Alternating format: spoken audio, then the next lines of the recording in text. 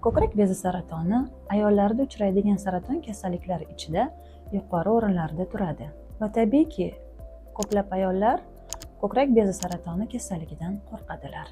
Ko'p holatlarda bu kasallik belgisiz kechib, kech bosqichlarda aniqlanadi va achinarli asoratlarga olib keladi. Bu kasallik erta bosqichlarda aniqlansa, butkul davolanishi mumkin. Buning uchun ayollarning ko'krak bezini profilaktik ultratovush tekshiruvdan o'tkazilishi muhim hisoblanadi. Ko'krak bezining profilaktik ultratovush ko'rigi qachon o'tkazilishi lozim? Ko'krak bezidan shikoyat qilmaydigan qizlar va 40 yoshgacha bo'lgan ayollarda yiliga bir marotaba, 50 va undan katta yoshdagi ayollarda har 6 oyda, gormonal kontratseptiv dori vositalarini qabul qiluvchi ayollar qabul qilishni boshlashdan avval va qabul qilish davrida muntazam ko'rikdan o'tishlari lozim. Ko'krak bezining ultratovush tekshiruvi hayz siklining 5 va 7 siklida amalga oshirishi maqsadga muvofiq bo'ladi.